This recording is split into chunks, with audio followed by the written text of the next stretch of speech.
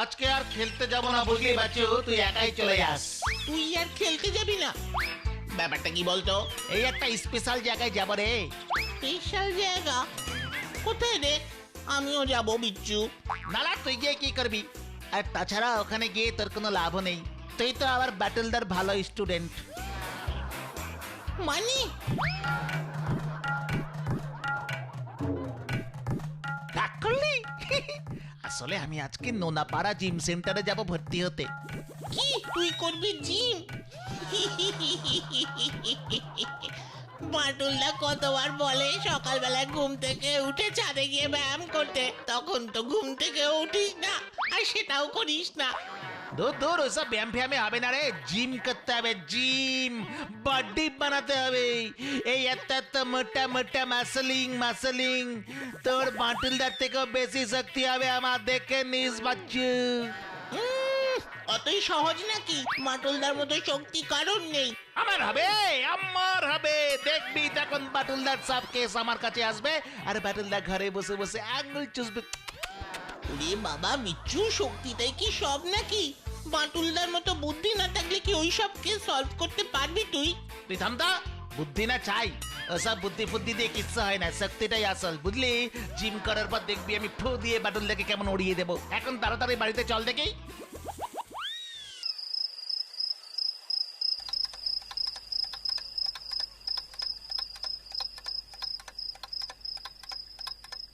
এই বাচ্চু, তুই বল না, বাটুলদা তোকে কিছু বলবে না?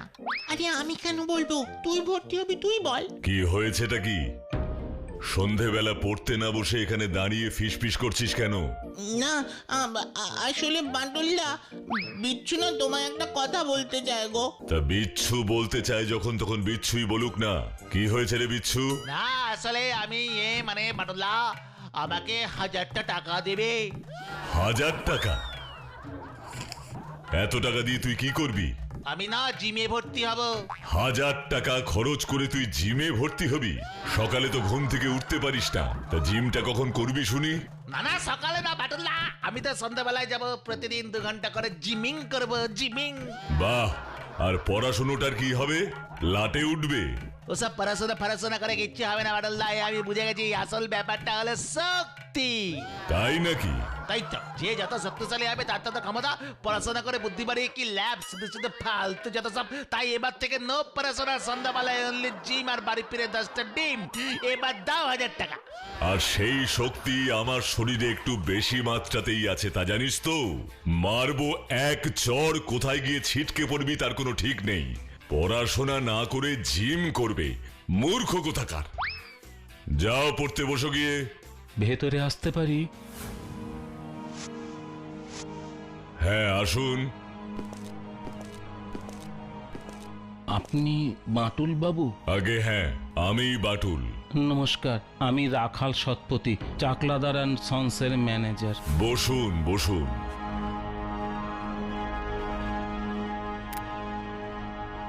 এবার বলুন। আমি গিরিশ চাকলাদারের কোম্পানিতে গত 25 বছর ধরে চাকরি করছি। গিরিশবাবু অত্যন্ত ভালো মানুষ ছিলেন। বাড়িতে সারা জীবন পুজো আচ্চা নিয়ে থেকেছেন, নিরামিষ খাবার খেয়েছেন, আর অফিসে খুব পরিশ্রম করে কোম্পানিটাকে দাঁড় করিয়েছেন। কিন্তু ওর একমাত্র ছেলে গোবিন্দ পুরো উল্টো মানুষ।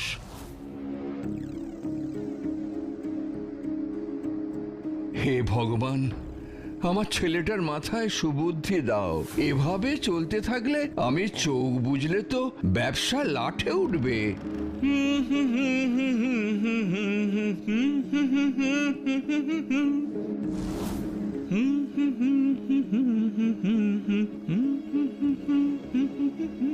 গোবিন্দ, আজ পুজোর সময় এলে না কেন? শোনো বাবা, তোমার ওই পুজো করতে ভালো লাগে তুমি করো।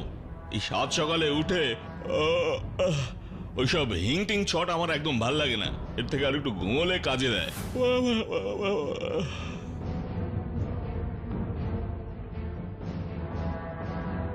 সত্যি জানি না এ ছেলের কি হবে।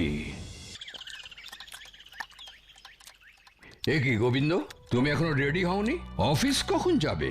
ওহ বাবা, তুমি কি গো, মাঝে মাঝে ভুলে যাও যে ওটা আমাদের নিজেদের অফিস। আমরা মালিক কর্মচারী নই যে সাত তাড়াতাড়ি অফিসে না গেলে লেট মার্ক পড়বে। নিজেদের অফিস বলেই তো আরো তাড়াতাড়ি যাওয়া উচিত, কারণ আমাদের দেখেই তো আমাদের কর্মচারীরা শিখবে। ওই জন্যই তো আমাদের কোম্পানি এখনো দেশেই ব্যবসা করছে। যদি ঠিকঠাক হাল ধরতে তাহলে আজ আমাদের কোম্পানি বিদেশেও ব্যবসা করতো। যত সব।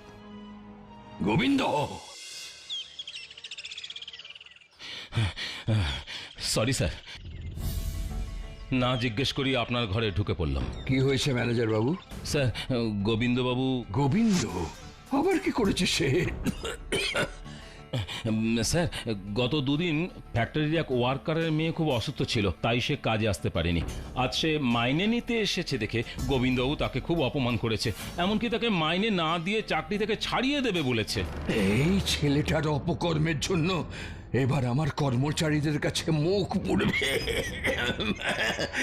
ম্যানেজার বাবু, আমি কিছুতেই বোঝাতে পারছি না।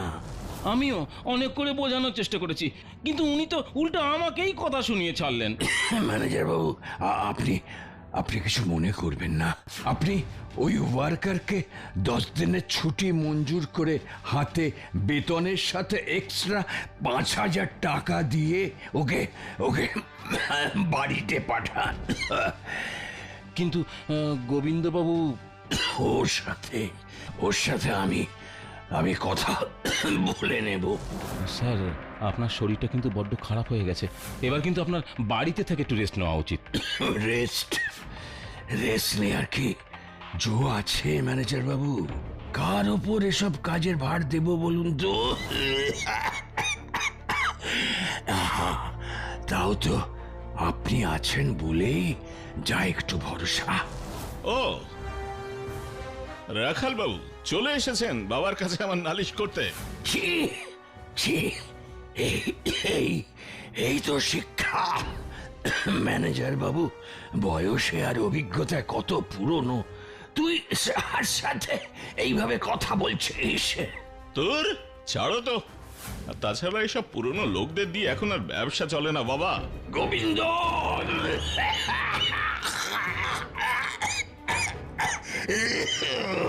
ঠিক আছে স্যার, আপনি উত্তেজিত হবেন না।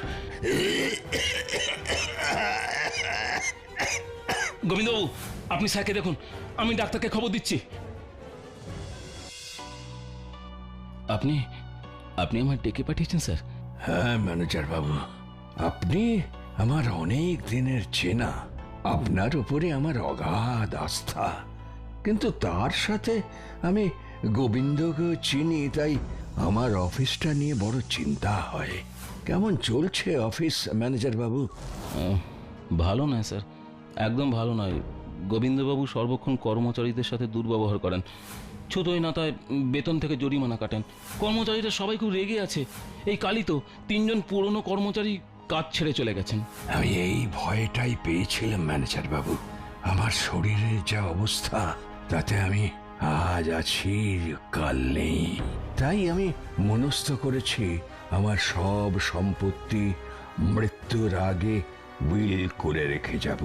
গোবিন্দকে এখনই এসব কিছু জানানোর কোনো প্রয়োজন নেই, শুধু মৃত্যুর পরে উইলটা ওর হাতে তুলে দেবেন। তারপর যদি ওর বুদ্ধির জোর থাকে তবে সেই সম্পত্তির মালিক হতে পারবে।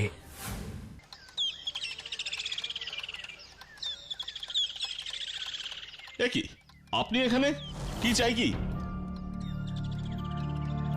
অফিসের কাজ অফিসে সারতে পারেন না? আমি কর্মচারীদের বাড়িতে যাতায়াত একদম পছন্দ করি না। আমি এখানে কোনো কোম্পানির কাজে আসিনি গোবিন্দবাবু, এমনকি আপনার আমার নিজের কোনো কাজেও আসিনি। আমি এখানে সম্পূর্ণ আপনার স্বার্থে এসেছি। আমার স্বার্থে?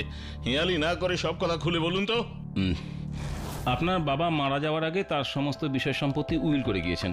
তার সেই উইল পেলেই আপনি সব বিষয় সম্পত্তির মালিক হতে পারবেন। হ্যাঁ, উইল? কোথায় সেই উইল? বাবা মারা যাওয়ার পর গত 1 মাস ধরে আমি সব জায়গায় তন্ন করে খুঁজেছি। এই উইলের জন্য ব্যবসার কাজও আটকে গেছে। আমি জানি গোবিন্দবাবু, কিন্তু স্যারের ইচ্ছে ছিল তার মৃত্যুর 1 মাস পরে যেন আমি আপনাকে উইলের কথা জানাই, তাই আমি আজ আপনাকে সেই উইলটা দিতে এসেছি।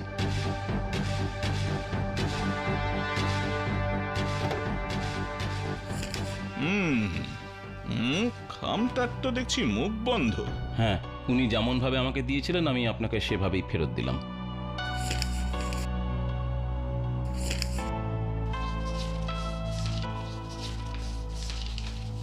এ কি? হ্যাঁ? লেখা কোথায়? এ তো পুরো সাদা। সাদা মানে? এই দেখুন। হুমা, তাই তো, এটা তো একদম সাদা। তামাশা তামাশা হচ্ছে? আমার অসহায় অবস্থা দেখে ঠাট্টা করছেন আমার সাথে? না না, এসব আপনি কি বলছেন গোবিন্দবাবু? আমি কেন ঠাট্টা করব? আমি তো নিজেও জানতাম না যে এই খামের ভেতরে কি আছে, আমি তো খুলেও দেখিনি। আবার মিথ্যে কথা রাখাল বাবু, আপনাকে দিয়ে উইল লেখানো হলো আর আপনি জানতেন না যে উইলে কি আছে? নাকি উইলে এমন কিছু ছিল যা প্রকাশ পেলে আপনার অসুবিধা হয়ে যেত? কি তার জন্য ইচ্ছে করে আপনি আসল উইলটা লুকিয়ে এই সাদা কাগজগুলো নিয়ে এসেছেন? না না, আপনি আমার কথা বিশ্বাস করুন, আমি কোনো কিছু সরাইনি, আমার কোনো স্বার্থ নেই। বেশ বেশ, আপনাকে কিচ্ছু বলতে হবে না। আমি জানি আপনার মতো লোকের কাছ থেকে কিভাবে জিনিস বের করতে হয়। আসছে।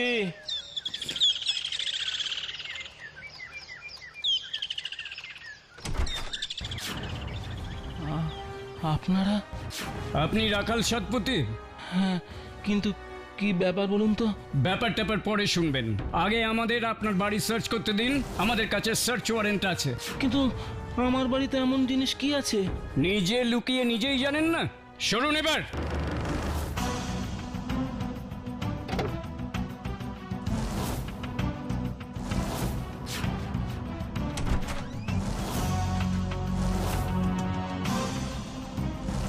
তার মানে জিনিসটা বাড়ির বাইরে সরিয়ে ফেলেছেন, তাই তো? আপনারা তখন থেকে কি খুঁজছেন সেটাই তো বুঝতে পারছি না আমি। বুঝতে পারছেন না? কিন্তু সাদা কাগজগুলো ছাড়া আমার কাছে আর কিচ্ছু নেই। শুনুন রাখাল বাবু, পুলিশকে ফাঁকি দেওয়া অত সহজ নয়। দলিল আমরা ঠিক বের করবই, তার জন্য যদি আপনাকে অ্যারেস্ট করতে হয় তাই করব। আপনি বিশ্বাস করুন স্যার, আমার কাছে আর কোনো উইল নেই। ঠিক আছে, আমি আপনাকে আরো 3 দিন সময় দিচ্ছি। এর মধ্যে যদি আপনি দলিলটা বের করে না দেন তাহলে কিন্তু আমরা আপনাকে অ্যারেস্ট করতে বাধ্য হব। আমি আর কোনো উপায় না পেয়ে আপনার কাছে ছুটে এসেছি বাটুল বাবু। আপনার কাছে সত্যি আর কোনো দলিল বা চিঠি নেই? আমি একদম সত্যি বলছি বাটুল বাবু, আমার কাছে আর কিচ্ছু নেই। 3 দিনের মধ্যে উইলের নিষ্পত্তি না হলে পুলিশ আমায় ধরে নিয়ে যাবে। ঠিক আছে, আপনি আমায় উইলটা আর আপনার অ্যাড্রেসটা দিয়ে যান। হ্যাঁ, এখনই দিচ্ছি।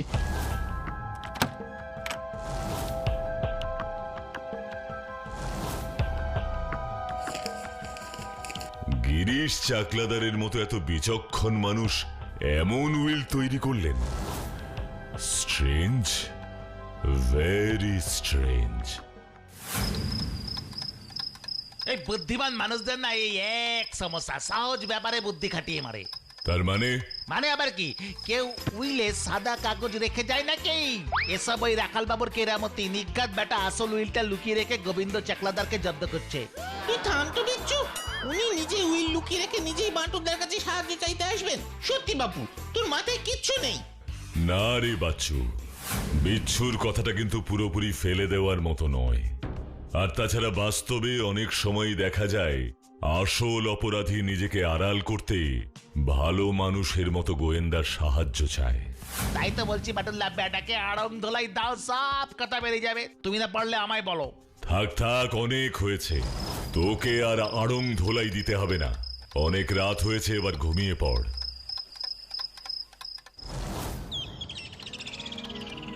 শোন, আমি একটু বেরুচ্ছি, ফিরতে একটু দেরি হতে পারে। একটু রাখাল বাবুর সাথে দেখা করে আসি। আরো কিছু ইনফরমেশনের দরকার, বুঝলি? না হলে মিস্ট্রিটার মিসিং লিংক খুঁজে পাওয়া যাবে না। আমি নিজেও এই উইলের ব্যাপারে কিছুই বুঝতে পারছি না গোবিন্দ বাবু। চুপ! অনেক বেয়াদবি বরদাস্ত করেছি, আমার কিন্তু আর সহ্য হচ্ছে না ম্যানেজার বাবু। এরপর কিন্তু আমি ভুলে যাব যে আপনি আমার থেকে বয়সে বড়। গুন্ডা দিয়ে মার খাওয়াবো। আপনি গিরিশ চাকলাদারকে চিনতেন, কিন্তু গোবিন্দ চাকলাদারকে আপনি এখনো চেনেন না। আপনি এটা করতে পারেন না গোবিন্দ বাবু। আপনি আপনি আবার কে মশাই? আমি বাটুল, আপনার বাবার উইলের ব্যাপারে আমি রাখাল বাবুকে সাহায্য করছি, কিন্তু আপনি একজন মানুষকে এভাবে ভয় দেখাতে পারেন না। আর তাছাড়া পুলিশ তো ওকে 3 দিন সময় দিয়েছে, তার আগে আমি যেন আপনাকে এ বাড়ির ত্রিসীমানায় না দেখি। ও তাই নাকি? ত্রিসীমানায় দেখবেন না? বেশ, 3 দিনের মধ্যে আমার বাবার উইল না পেলে আমিও দেখব এসব শখের গোয়েন্দা আপনাকে কিভাবে বাঁচায়।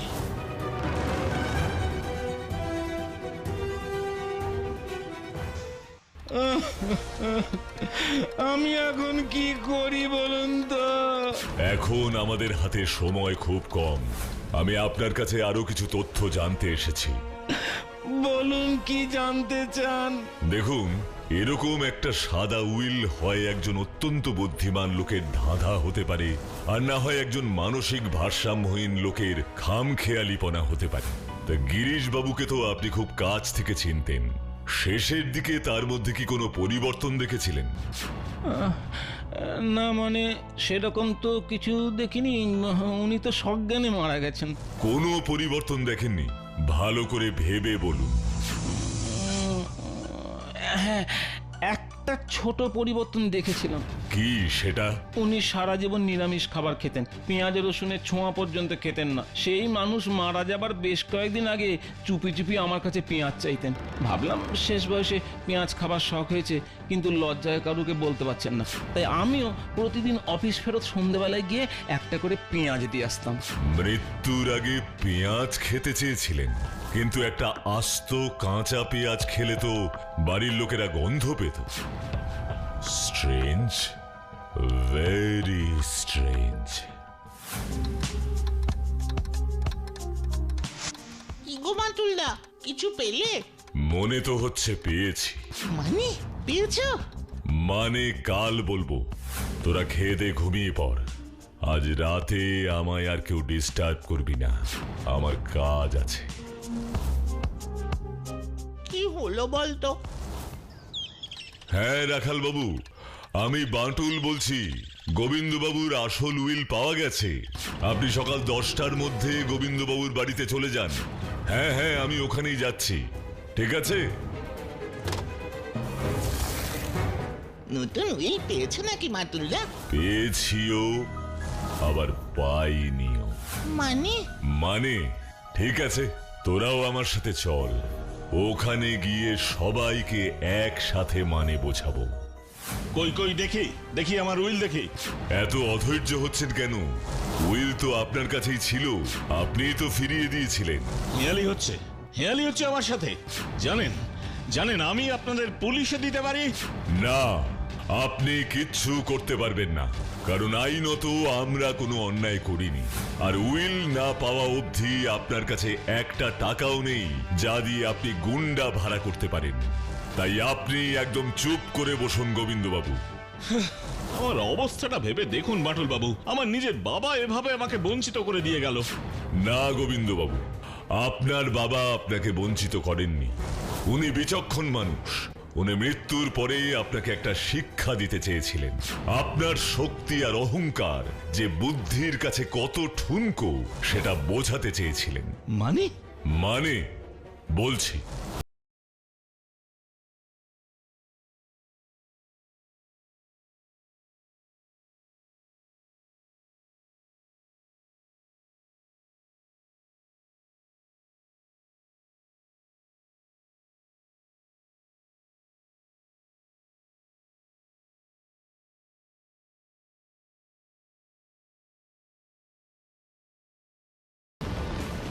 কি, এ তো স্যারের হাতের লেখা। সত্যি তো, কি অদ্ভুত। বাবা বাবা সত্যি উইল লিখে রেখে গেছেন। হ্যাঁ গোবিন্দবাবু, আপনার বাবা আপনাকে বঞ্চিত করেননি। আপনার বাবা পেঁয়াজের রস দিয়ে আপনার নামেই সব সম্পত্তি লিখে গেছেন। রাখালবাবু শেষ সময়ে গিরিশবাবুর পেঁয়াজ প্রীতির কথাটা বলতেই আমার খটকা লাগে।